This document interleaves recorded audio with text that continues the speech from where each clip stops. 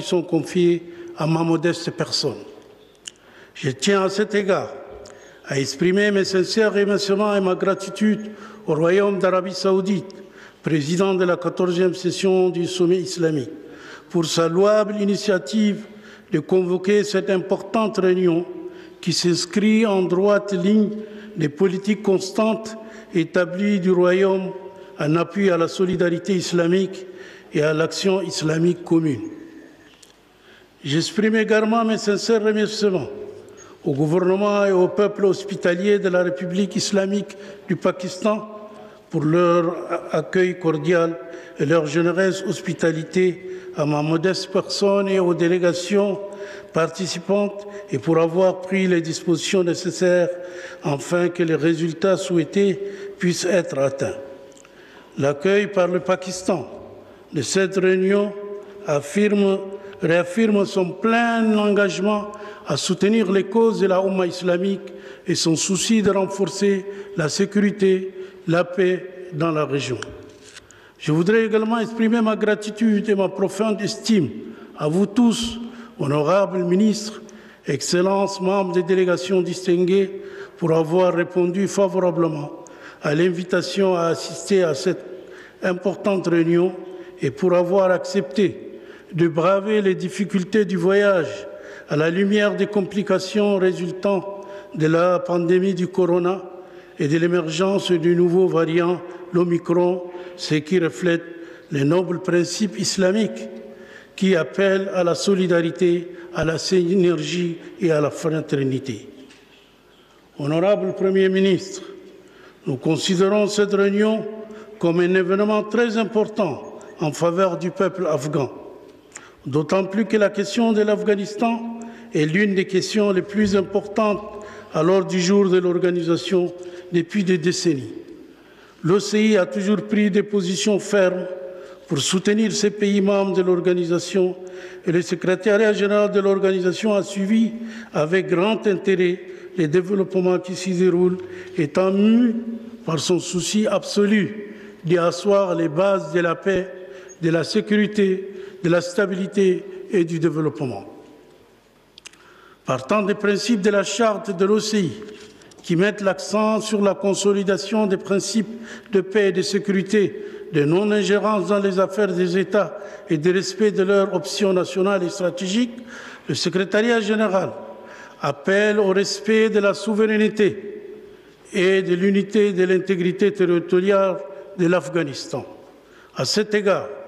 nous appelons toutes les parties afghanes à œuvrer pour faire avancer les intérêts du peuple afghan, protéger les vies, renoncer à la violence et instaurer une paix durable afin de réaliser les aspirations et les espoirs du peuple afghan en matière de stabilité, de vie paisible et de prospérité. Le secrétariat général affirme son plein soutien à la réconciliation en Afghanistan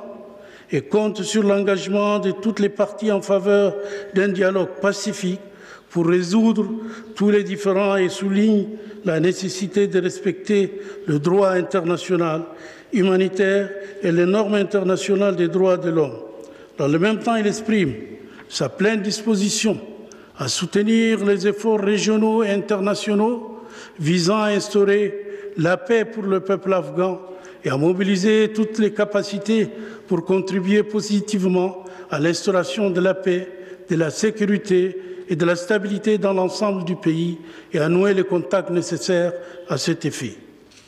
Honorable Premier ministre, le rôle des États membres de l'Organisation de coopération islamique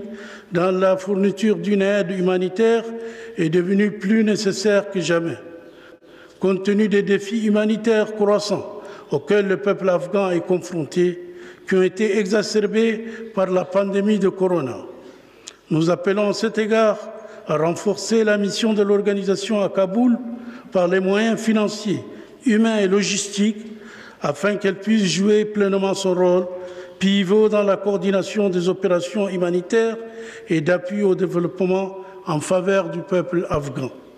Nous appelons également les États membres et les institutions de l'organisation à fournir une assistance humanitaire à travers la mission de l'organisation, conformément aux recommandations de la déclaration finale